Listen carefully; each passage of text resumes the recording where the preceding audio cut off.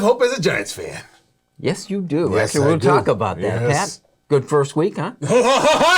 yeah, it was. Number 11. I think Rob Johnson. Yeah, that's exactly who it is. We're exercising all of the Titans' demons this week. The man who had the win in his back pocket walking off that field in the playoffs in 1999, and that's all we're going to say from that point on.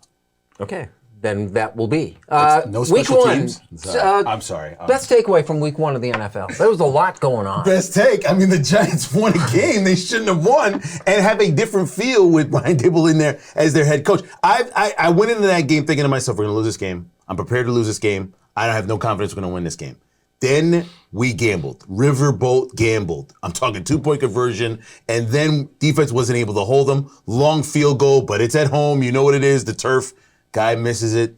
It was a feeling of I was jumping around in my living room as the Giants won that game. Hopefully this is a turn from Saquon Barkley. A lot of street cred for Daboll going for the 2 points in the win, don't you think? But it's a feeling. What did he do something? Did he do some sort of Ted Lasso thing to my Giants to make them feel a little bit better about themselves going into that game? I think this is it's interesting. We'll give it another 2 to 3 weeks. It'll be good to go going forward for my New York Giants. But I do want to get into head coaching later because I think that's the thing that is huge. I've never seen so many head coaches questioned on the hot seat in 1 week, the first week.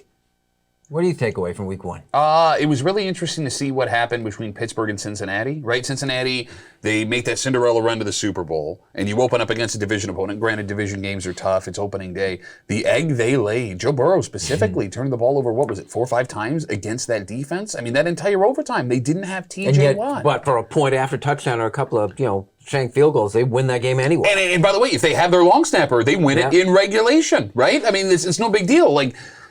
It was shocking to me that the Bengals, they didn't rest on their laurels, even though they made it to the Super Bowl. They went and tried to improve that offensive line, and Joe Burrow did not look good with all the weapons that he has. Maybe he's not the anointed one that everyone thinks he's going to be. Think next year's preseason. You think players that were out for a little bit, Joe Burrow, one of them with that appendectomy, will play a little bit more. We'll get a little bit more time in preseason. A lot of rust in week one. Yeah, Did you see the record?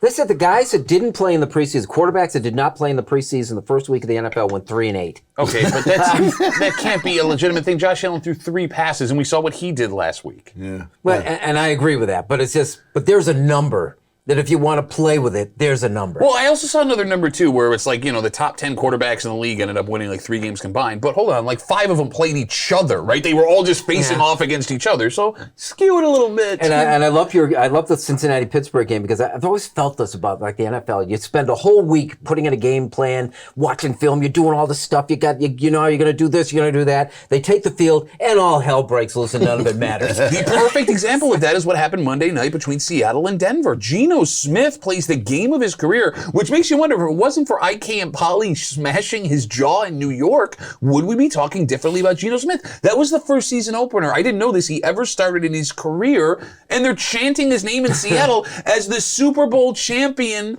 that lived there forever is leaving the field in defeat. It's only 1 week, but I've never seen so many coaches on the hot seat so quickly. And I'm talking about coaches, Bill Belichick questioning yet again this year, at the beginning of this year, all the different things that are going on with Denver now, with Hackett. The guy, he's got 1 game under his belt. And they said, it's time. But you gave so much money to Rustin and you don't trust him at the end of the game to get those 5 yards. That's going to define you for the rest of the season. Every Bills fan knows that Nathaniel Hackett hire was a terrible idea because that game, they know him. The way they managed that game, that was a Doug Marrone football game. That was a Doug Marrone kicking a 64-yard field goal with a $250 million quarterback on 4th and 5, 4th and 6 is a Doug Marrone move. He should have punted. Would have been a better move than kicking that field goal. My thing was Green Bay. I thought, we've seen with Josh Allen how much of a difference Diggs makes in the way the game goes.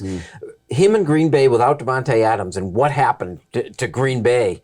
A couple of years ago, what was it? He said relax when things weren't going well. I don't think that applies right now. I think that's a team that's got some real issues. But it's interesting. So the Packers started that way before. What did Rodgers say? Relax, we win games, they make the playoffs, and they're good to go. Now this goes back to Matt LaFleur. It's supposed to be some offensive genius here. It's supposed to put this all together. So it looks like Aaron Rodgers might slide off on this thing for the next couple of weeks or so. But who wasn't in camp? Who wasn't sure that they were going to be there? Who didn't get those wide receivers ready? That's on